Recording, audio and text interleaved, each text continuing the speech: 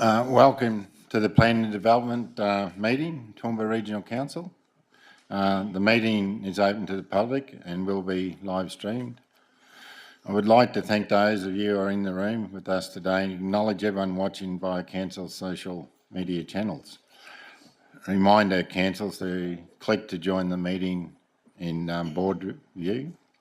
I'd like to open the meeting with acknowledgement of traditional owners. I acknowledge the Aboriginal parties whose song lines traverse these lands we meet on today. The West Waka Waka, Waka Waka, Gurba, Bull, Java peoples, and pay respect to their elders past, present and emerging, for they hold the knowledge and rich traditions and bold ambitions of Australia's first people. Attendants include apologies, leave of absence and declarations of conflicts of interest. Councillor Rebecca will be attending by Teams. There's nil apologies. There's nil leave of absences. Please note, only ordinary and special meetings is leave of absence granted. Declaration of prescribed conflict of interest, nil advised. Declaration of declarable conflict of interest. I'd declare a conflict in item number 3. I inform this meeting that I have a declarable conflict of interest in the matter as defined in section 150 end of the Local Government Act 2009. The nature of my interest is as follows. The terrible conflict of interest arises because I'm a shareholder, director and secretary of Jolly Swagman Toowoomba Proprietary Limited. Jolly Swagman Proprietary Limited has submitted an application under the Temporary Incentive Policy as outlined in section 8.0 of Attachment 1 Regional Development Statistics Report, May 2024. I wish to participate in the decision in relation to this matter. I acknowledge that eligible councillors must now determine, pursuant to clause 150ES of the Local Government Act, whether I may participate in the decision about the matter, including by voting on the matter, must leave the meeting, including any area set aside for the public, and stay away from the meeting while the eligible councillors discuss and vote on the matter, or may participate in the decision of the matter subject to conditions. Councillor, happy to deal with that, Councillor Gary, if you're right, through you, to you, Chair. In regard to this item, given your relationship with the application for temporary incentives, and given the fact that this report, the recommendation is for noting. The report, the General Manager, is for noting. There is no decision particularly on that item. However, I would suggest that if councillors do need to discuss that particular matter, that it would cause for a prescribed conflict of interest because of your role with that particular property, and therefore we could deal with that at that time. But it is only one element of the report which is for noting. So therefore, I think if we get to it, or when we get to that item, if any councillor needs to pull that out to discuss, we can deal with it at that time. But therefore, for the purposes of recording, Kirsten, it would be something along the lines that Councillor Gary, given that the nature of the report is for noting, can stay in the room and vote on the matter, providing that item isn't discussed in detail, at which point we can deal with at that time. Good. Councillor Farquhar? No. Sorry, Chair, I was just taking my jacket off. To second the motion. Oh, okay. Other declarable conflicts? What's that? We'll just need to vote on that matter, yeah. Well, let's vote. Yeah.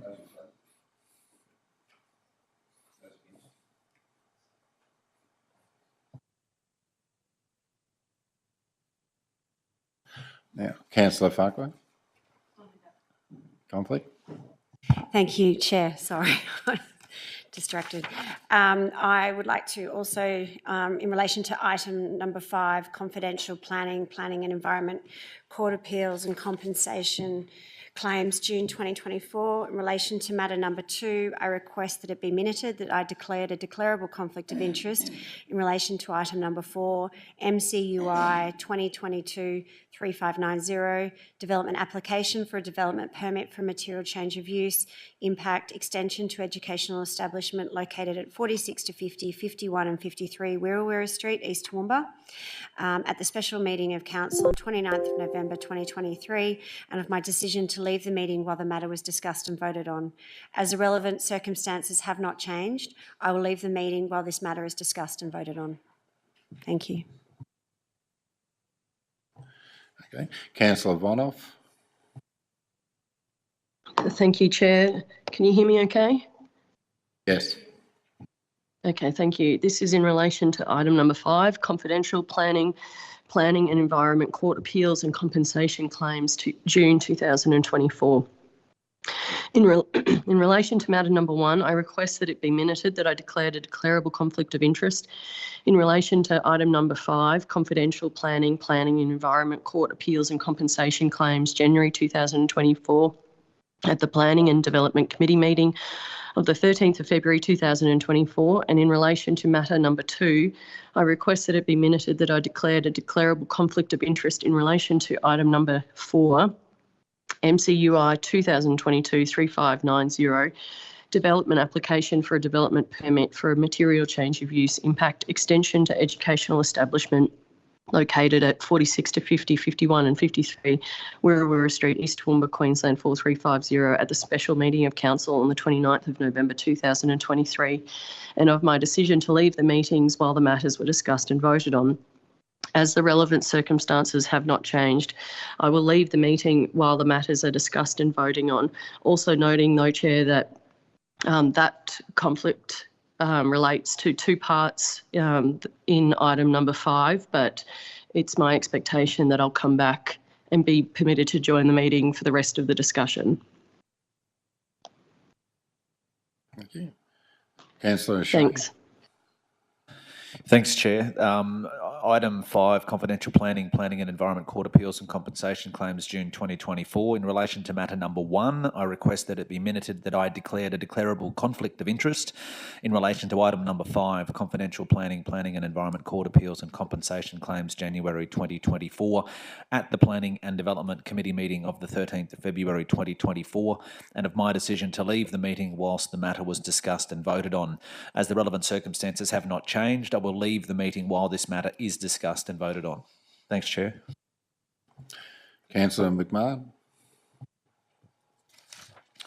Thank you, Chair. In relation to item 5, matter number 1, I request that it be minuted that I declared a declarable conflict of interest in relation to item number 5, planning, environment, court appeals and compensation claims at the Planning and Development Committee meeting 13th of February 2024, and in relation to number 2, I request that it be minuted I declared a declarable conflict of interest in relation to item number 4 at the special meeting of Council on 29th of November 2023, and of Council's decision to allow me to participate in the decisions about the matters, including by voting on the matters.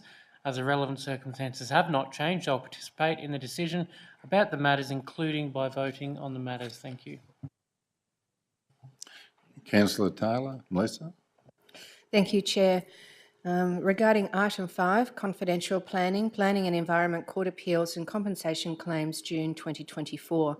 In relation to matter number 1, I request that it be minuted that I declared a declarable conflict of interest in relation to item number 5, confidential planning and environment court appeals and compensation claims, January 2024, at the Planning and Development Committee meeting of 13th of February 2024, and of Council's decision to allow me to participate in the decision about the matter, including by voting on the matter. As the relevant circumstances have not changed, I will participate in the decision about the matter, including by voting on the matter. Councillor Taylor. Thank you, Mr. Chair. Again, in relation to item 5, confidential planning and environment court appeals and compensation claims, June 2024. In relation to matter number 1, I request that it be minuted that I declared a declarable conflict of interest in relation to item 5, confidential planning and Environment Court appeals and compensation claims, January 2024, at the Planning and Development Committee meeting of 13th of February 2024, and of Council's decision to allow me to participate in the decision about the matter, including by voting on the matter. As the relevant circumstances have not changed, I will participate in the decision about the matter, including by voting on the matter. Councillor McDonald. Thanks, Chair. In relation to item number 5, confidential planning and Environment Court appeals and compensation claims, June 2024, matter number 1, I request that it be minuted that I declared a declarable conflict of interest in relation to item number 5, confidential planning and Environment Court appeals and compensation claims, January 2024, at the Planning and Development Committee meeting of 13th of February 2024, and on my decision to leave the meeting while the matter was discussed and voted on. As the relevant circumstances have not changed, I'll leave the meeting while the matter is discussed and voted on. Thanks, Chair. Councillor Shine. Thank you, Chair. In relation to item 5, confidential planning and Environment Court appeals and compensation claims, June 2024. In relation to matter number 2, I request that it be minuted that I declared a declarable conflict of interest in relation to item number MCUI 2022-3590, development application for a development permit for a material change of use, impact, extension to an educational establishment located at 4650, 51 and 53 Wirrawirra Street, East Toowoomba, Queensland, at the special meeting of Council on the 29th of November 2023, and of Council's decision to allow me to participate in the decision about the matter, including by voting on the matter. As the relevant circumstances have not changed, I will participate in the decision about the matter, including by voting on the matter. Thank you. Thank you. Now we go to Regional Development Statistic Report, May 2024.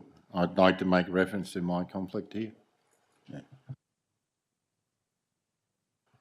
Good morning, councillors. I'm very pleased to present you with the May Regional Development Statistics Report. You will note that there is some good news in the report. Development applications received, development applications approved, building applications approved, and the new lots approved have all shown an increase on last month.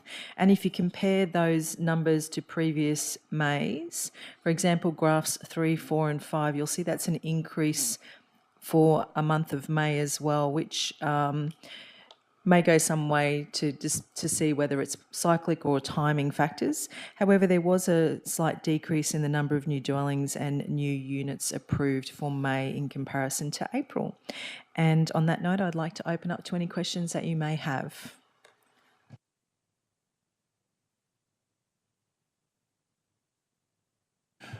Looking ahead with developments, we've got subdivisions that may be titled shortly or within 6 or 12 months. What's your anticipated figure that could be done by the end of the year, as in lots approved, titled? Do you have any stats on that or roundabout stats? I can take that question on notice. However, we do have some developments that will bring a lot of new lots onto the market. So the team has been very busy in terms of assisting with seals. So what we can show, and it will come up in the statistics for next month, so some that we have planned seal in the next coming weeks. So those numbers will show up in the, actually they won't show up until July, so they'll be the August report, I think that would be. But I can put some numbers together about where we think the number of lots might be.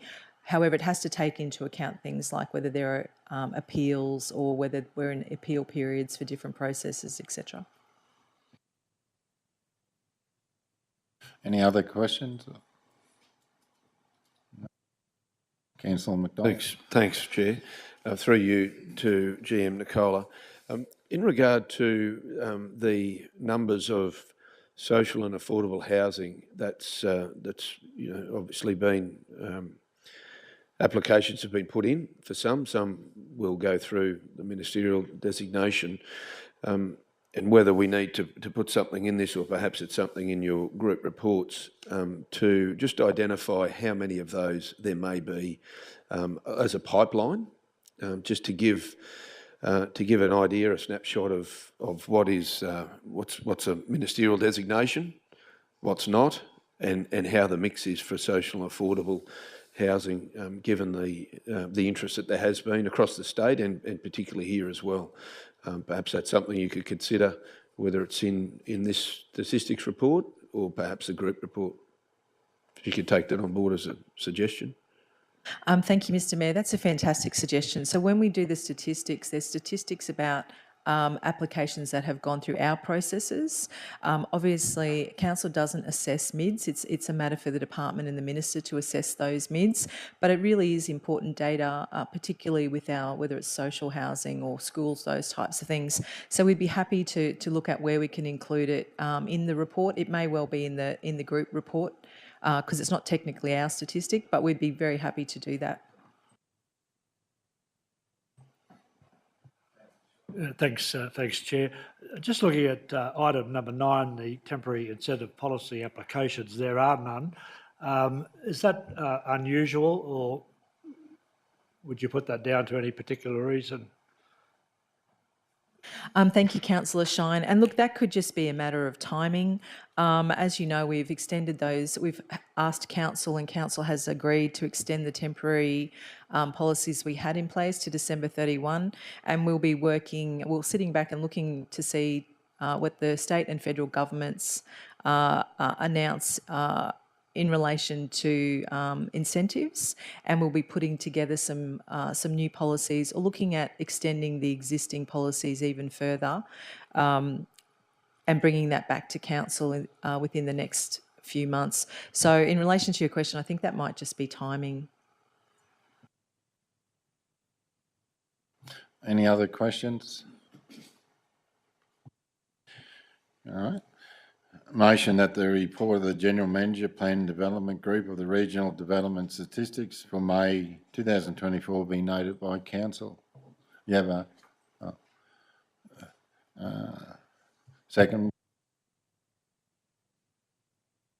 And second by Councillor Farquhar.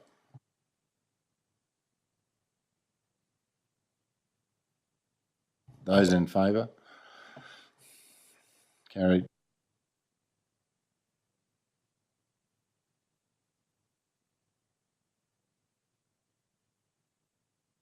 Is in the meeting to the public now? Okay. Chair, happy to move to close the meeting to the public. Second by Councillor Shine. Favour? Anonymous. Thank you.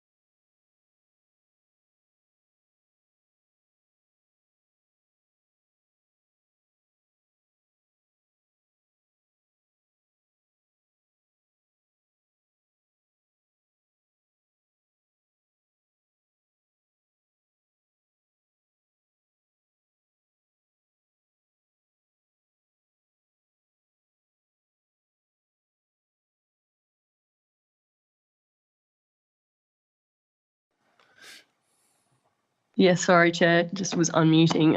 I vote in favour, thank you. Yeah, thank you.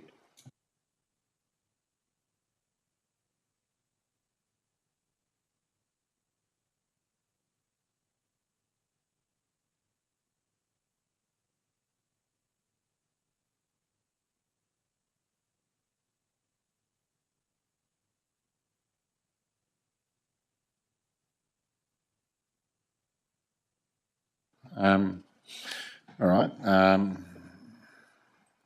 Voting on motion number 1. Bonoff, O'Shea and McDonald leave the room.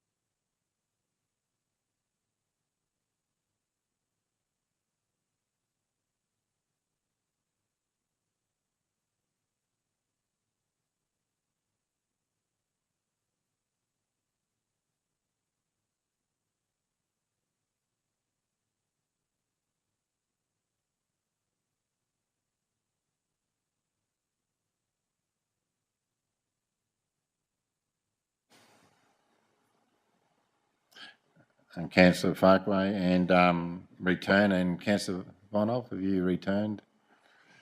Yes, I'm still here, thank you, Chair. Okay. Motion number 3, support, vote. Councillor McMahon first, second by Councillor Trevor Mantle.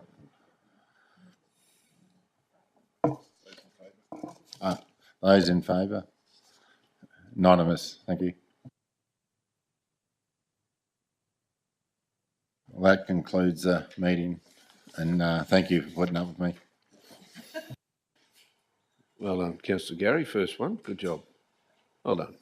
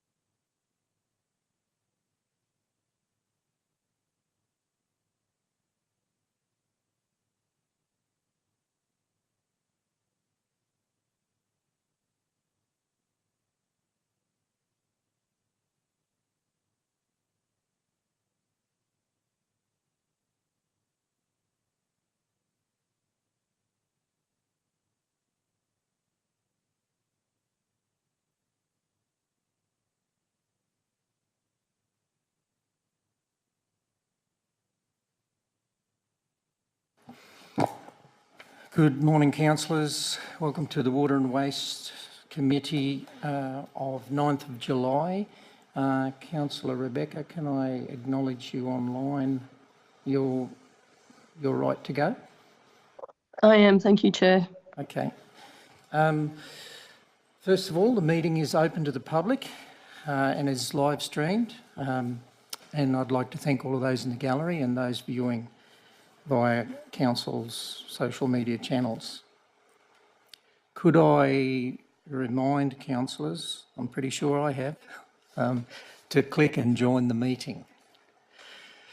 It's easy to forget. First of all, I'd like to acknowledge the traditional custodians on the land in which we meet this morning, the Jarowa and Guybil peoples. Can I pay respects to the elders past, present and emerging, and also acknowledge their very close connection to the land in which we meet here today. And it's that connection that is something that is very powerful and very worthy of us as a community collectively to understand how we exist together and depend on one another to solve the issues and problems ahead of us and look for opportunities together. So I'd like to acknowledge Australia's First Peoples this morning. I don't have any apologies or leave of absence or declarations of... Yes, there is.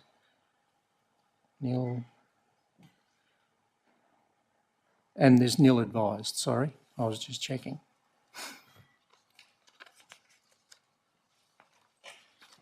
Can I also acknowledge the Mayor and my colleagues as well? Thank you, because we're not a board without each other. We're not a representative collective body of our community without each other. And can I acknowledge the CEO and the General Manager and staff here this morning as well. If we go to item 1, or sorry, item 3, we've covered item 1 and 2. And Jake, I'll hand straight over to you. It's the Crestbrook Dam drawdown water use options. Thank you, Mr Chair. I won't say much because I'll hand over to the Manager of Water Operations, Mr Matt Toller, who's completed and written this report for Council. Thank you, Chair. Good morning, councillors. As part of the Crestbrook Dam Safety Improvement Project, the level of Crestbrook Dam must be lowered to 70% to allow works on the spillway to safely proceed.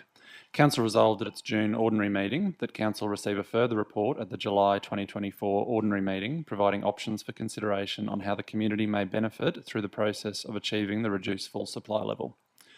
Several broad options have been considered, however, each has major drawbacks, including practicality and timeliness of implementation, capacity consideration, inconsistency with water-wise messaging, and a lack of significant increase in water consumption. None of the proposed options are therefore recommended. Changes to how we manage the water network have already resulted in 4 megalitres per day more water being pumped from Crestbrook Dam, which is the largest single impact on the drawdown that Council can implement. The Queensland Government has been provided with a business case relating to the Crestbrook Dam Safety Improvement Project, and this funding opportunity is considered the most beneficial outcome to the community. The recommendations of this report are therefore that Council note that due to financial and operational constraints, there are no recommended options to provide community benefit through the process of achieving the reduced full supply level of Crestbrook Dam. And 2, that Council requests that Queensland Government give due consideration to the business case for the Crestbrook Dam Safety Improvement Project to ensure that Council's water security position is not disadvantaged as a result of the Crestbrook Dam Safety Improvement Project. Thanks, Matt. I've got a question from Councillor James. Yeah, thanks, Chair. Sorry, I jumped the gun. I thought Matt was finished. So, but yeah, appreciate it. Just a couple of questions, please, through you, Chair. Just in regards, I suppose, I mean, I understand why and how we've reached this recommendation of what it is and support it in essence, but I wanted to ask her if you could probably talk us through the length and the depth of the options and the opportunities that were investigated to try and support community, because I think that was the big thing that was asked of at that last meeting. And I know, again, it's more probably from a public-facing point of view, but the amount of work that sort of went into what we tried to look at to see if there was the best options or what options were out there to try and support them, or even if it was possible, because when we, I suppose, made this a part of that recommendation going back, but, we didn't know, we don't know what we don't know until we've done all of this investigation to work out where it was. So what, I know a lot has gone into, but what sort of efforts have gone to try to see what options existed there for community benefit? Through the chair. So when considering this, we've looked at a range of different options, and broadly they fit into three categories. The first category of options looked at changes to our water tariffs. So actually adjusting the water rates tariff system to incentivise greater water consumption for the community at a reduced cost. Now, that particular option is particularly challenging due to restrictions within the Local Government Act, where you cannot change tariffs post the annual budget meeting. So those type of incentives were not feasible. The second consideration related to changes to our water restrictions. When we looked at water restrictions and broadly around trying to incentivise the community to use more water, there are a few major concerns that we have as officers. The first relates to just the general water-wise messaging. So council has been extremely effective over the last 20 years in encouraging efficient water consumption from our residents, and there is obviously concern with us now trying to encourage people to use more water, and that's contradictory to what we have tried to do over many years. And there's obviously concern as to what lasting impact any such changes in messaging might have when it comes to our longer term water security. We also had concerns relating to capacity issues. So Crestbrook Dam has a fixed capacity, and particularly as we enter the spring and summer period, September, October, November, we do start to see very significant water use from our community, and we're likely to exceed the capacity of Crestbrook Dam and need to use alternative sources anyway. And if that occurred, then we're really not achieving the outcome of using water from Crestbrook. And then finally relating to the practicality aspects of it. So whether, regardless of how we try to do this, it's going to take time. We only have a fixed period of time where we're looking to do the drawdown. It would potentially take us a few months to implement any changes, regardless of what sort of changes they're implemented. How our community would respond will take time.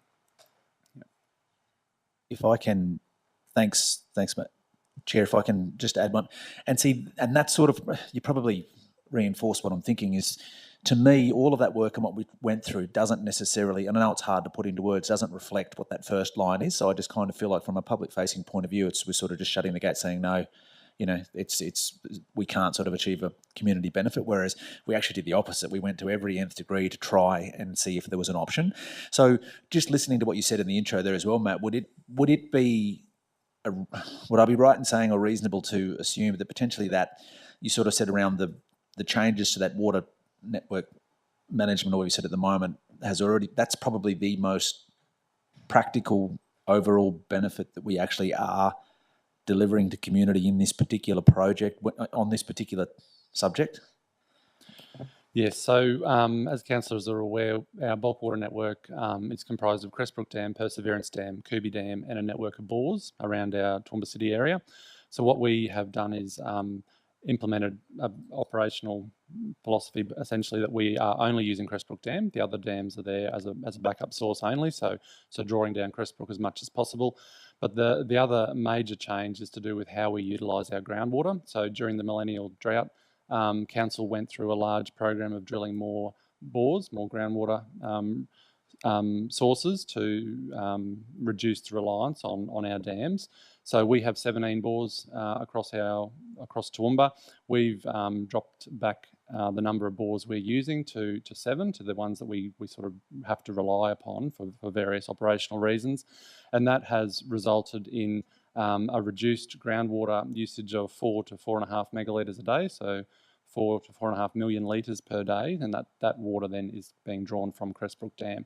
So that is a very significant increase in our water consumption from the dam, and that we believe is the single largest impact we can have and will provide the greatest benefit to the community by reducing the amount of water we need to release. Okay, finally, Chair. Yeah, well, I suppose, thanks for those answers and appreciate that, because that sort of reinforces in my mind, and I'll leave it where it lands with other councillors, but I guess I'm comfortable with the direction we're going, but I don't know that this recommendation probably best describes that. And so the only thing I noticed, sorry, Chair, I'm done. I think Councillor Rebecca looks like she's got her hand up. I don't know if you see that or not. But I'm just sorry. about to go Yes, to Councillor thank you. James. Thanks, Chair. I'll leave it at that.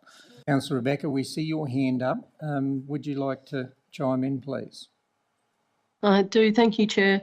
Thank you very much for this, Matt. And I've sent through to Kirsten and some alternate wording that basically reflects it reflects some of the issues that Councillor O'Shea's just hit on there.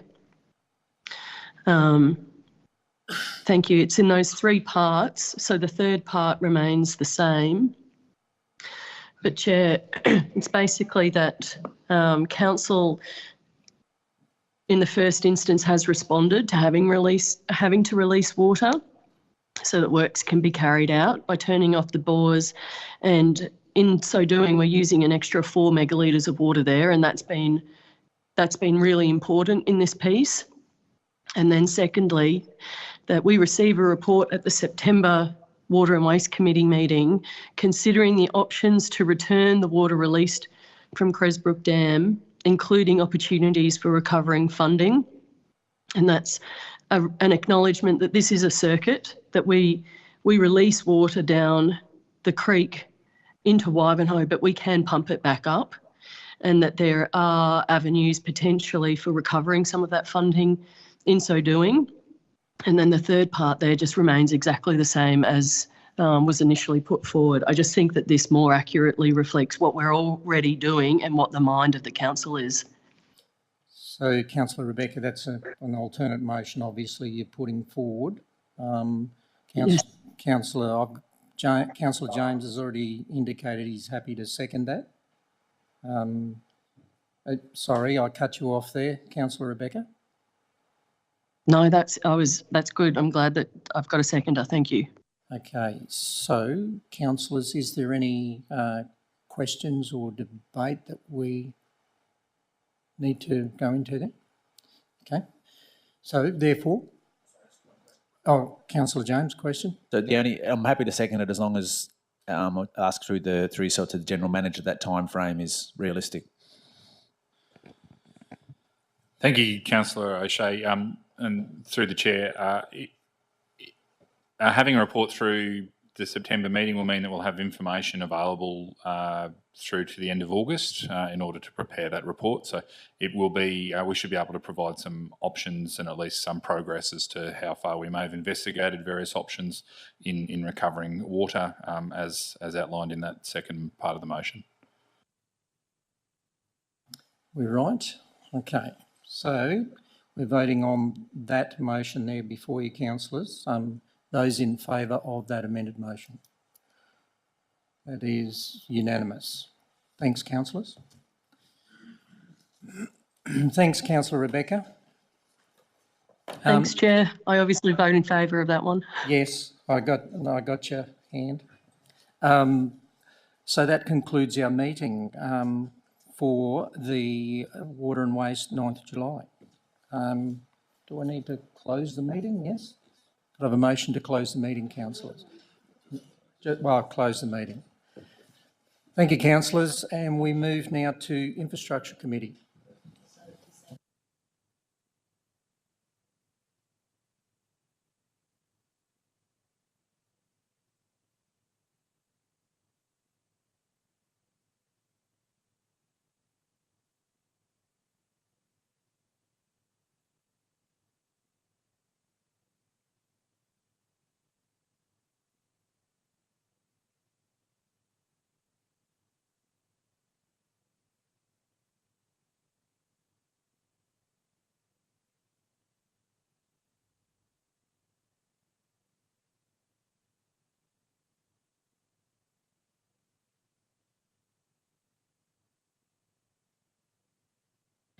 Good morning, everyone, and welcome to the Infrastructure Committee meeting of the Toowoomba Regional Council for July.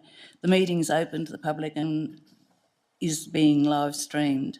I'd like to thank everyone in the room today and acknowledge everyone watching via Council's social media channels.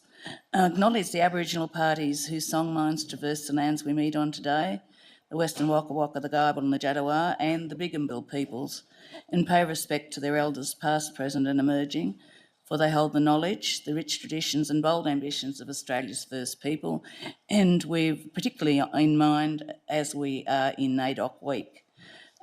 We have no apologies, no leave of absence, which is only special or ordinary meeting, and we also have no agenda items. So I'll close the meeting. Thank you. That's our committee for July. Thank you.